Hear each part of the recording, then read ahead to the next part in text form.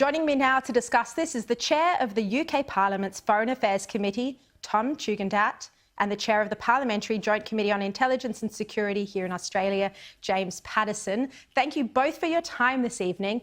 Tom, how concerned are you about the way some senior military scientists in China are thinking about bioweapons? Well, I think the very fact that they're talking about it is concerning. I mean, this is not a sort of fringe scientist talking about it in a sort of conspiracy way. This is a mainstream scientist who's got the ear of the leadership of the Chinese Communist Party, who is talking about some of the most dangerous weapons the world has ever known. Now, we don't know whether it's got any further than talking, and we very much hope not, and it would be wrong to be conspiracy theorists ourselves about this. But it is concerning that this is a major Chinese scientific institution talking about such weapons. James, clearly this document does not relate to COVID-19. As I've pointed out, it was produced 5 years before the current pandemic. But it does give us an insight into the enthusiasm that at least some senior figures have for biological research. They outline the best conditions to release a bioweapon. You know, what's your reaction to this? Sharri, what this paper shows is that it's of a great deal of interest to the highest levels of the People's Liberation Army, and they wouldn't be the only army in the world, they wouldn't be the only government in the world to take an interest in it. But what we'd ask of them, as we'd ask of any other government in the world, is to be totally transparent and open about that, because China, like many other countries, has entered into obligations not to conduct research of this nature for all the reasons outlined in your introduction. They are highly dangerous weapons that could do massive harm to our societies, and no one wants to see them released. So the interest that they have is noteworthy, and what we'd be concerned about is whether that interest has gone any further. Tom, do you think this document should spark some sort of formal correspondence back to China about providing more transparency and insight into their activities and their bioweapons program? Well, as James correctly points out, bioweapons are governed by various international treaties. And so I hope that our governments, Australia and the UK, but actually other governments around the world, will be in regular conversation with the Chinese government about this. It's important, of course, not just for China, for our governments, but also for the Chinese people. These are very dangerous weapons, and the securing of such substances inside China is essential for the safety of the Chinese people. James, you know, you talk about transparency and the international conventions, the biological research and warfare conventions that China is a party to, that's governed by the United Nations. But we've seen in the past 15 months how incapable China is of transparency. When it came to a global health issue like COVID-19, how can we even remotely think that they might be transparent about the sort of research that they're undertaking when it comes to biological research under President Xi Jinping's civil-military fusion? Well, unfortunately, Sharri, one of the key features of an authoritarian political system is to be allergic to transparency and allergic to openness, because political leaders in these systems fear transparency and openness because they think it will undermine their position and potentially remove them from power. But ultimately, I think that's a false choice. I think that transparency in this instance and in the instance of COVID-19 is in the Chinese government's interest, in the Chinese Communist Party's interest. Because if they're not transparent about the origins of COVID-19 or their research in this area, then undoubtedly conspiracy theories and speculation, some of it pretty wild, some of it pretty lurid, will flourish. And there'll be a certain number of people that will always believe those conspiracy theories and that speculation because hard evidence hasn't been made available. And the obstruction of the World Health Organisation's investigation into the origins of COVID-19 does raise real concerns about that failure to be transparent.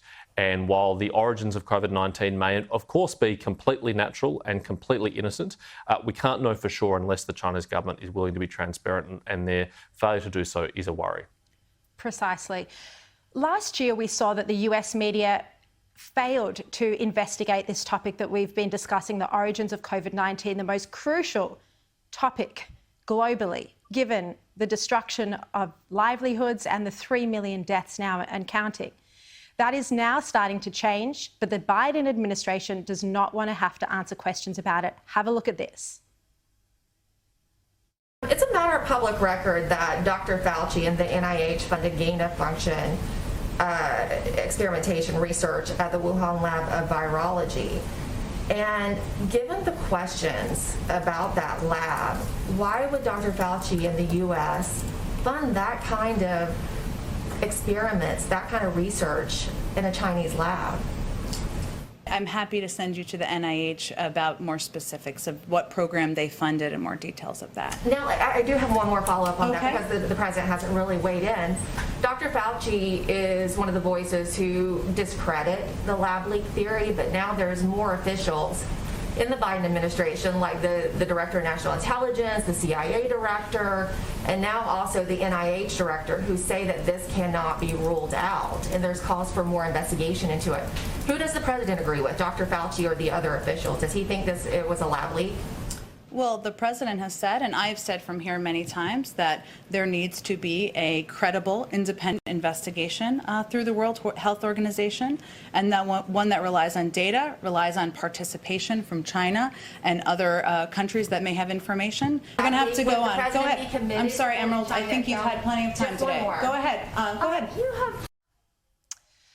Tom, there hasn't been a proper investigation into the origins of the pandemic 15 months on, and Fauci hasn't explained why he was funding this risky gain-of-function research.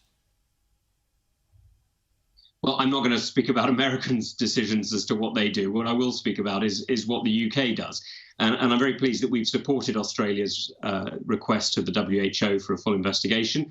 But the WHO needs to actually do it. Now, this is an issue we've got with the People's Republic of China, or rather with the Chinese Communist Party, in not being open. Sadly, this is pretty traditional in dictatorships, that openness is at a premium.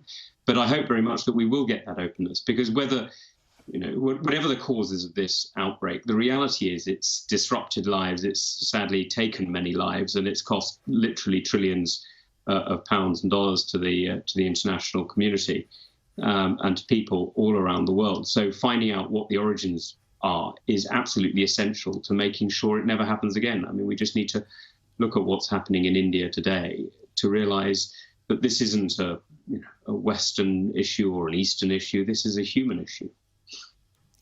James, you were one of the first MPs to call for an investigation into the origins of COVID-19 before the Prime Minister and Foreign Minister Maurice Payne did so formally.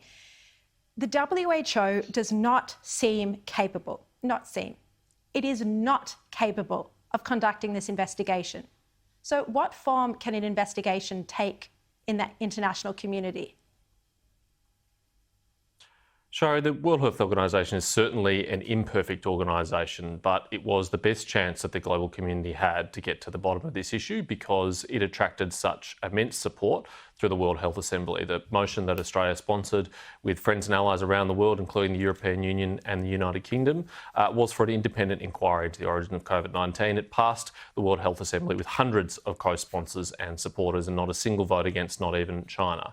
And yet when the World Health Organization team got to China, they found themselves obstructed every step of the way in terms of access to data, access to personnel, access to key sites. And that shows that the Chinese government was not willing to be transparent with that process. And if they weren't willing to be transparent with that process, I fear they're not going to be transparent with any process. I hope at least that the Chinese Communist Party themselves knows how this James, got out, even if they don't want to tell the world. What about the Prime Minister's original idea of sending weapons inspectors in? That was something he suggested or floated very early on. Look, ultimately you need the consent of the country on the receiving end to do anything like that. And I think if they were unwilling to have World Health Organization researchers having independent access, I doubt they'd allow anyone else to have access. So as I say, I really hope the Chinese Communist Party themselves at least know how this got out, if it was an accident, if it was natural, if it was from a wet market, so that they themselves can prevent it from happening in the future. But of course, really the world is entitled to know. Millions of people have now died. It has shut down the global economy and international travel. It's profoundly affected all of our lives. We are entitled to an explanation, and it will continue to be a stain on the Chinese Communist Party that it has failed to provide that explanation itself, and it has failed to facilitate others from getting those answers that we all desperately need. James, just before you go, a question about domestic politics. What was your view on the Prime Minister and Greg Hunt's move this week to threaten jail for any Australians who returned home from India? Sharri, I know the medical advice given to the Health Minister to make that decision was not given lightly, and I'm sure the Health Minister's decision was not taken lightly either. I hope, however, that it never happens again, because I think an enormous threshold has been crossed that I really would have preferred was not crossed. I think criminalising Australian citizens returning to their own country is a step too far, and I really worry about the precedent that that would set and what that says about the value of Australian citizenship and Australian passports. So, like many other things that's happened in this crisis, it was an extreme measure, just like many of the measures state governments have taken to lock people in their homes. And I hope we never see them again in peacetime or any other context. I mean, it seems to be a case of the medical experts or the medical advisors dictating policy across the board. Well, they certainly have been very influential in this crisis, and we certainly do take their advice very seriously. But ultimately, we are a liberal democracy, and decisions have to be made, are made, and should be made by elected politicians, not by their advisors. I mean, if we followed the advice of public health, then we would have would ban alcohol advertising, we would have a sugar tax, we'd ban smoking. There's all sorts of things that we would do that public health would ask us to do that in a liberal democracy we wouldn't do, because we think it would be an excessive limitation on our individual freedoms. And I think we should be very mindful of all of those important balancing factors when considering public health advice. Yeah. Very sensible position, James. And Tom, I really appreciate you joining me. Thank you very much.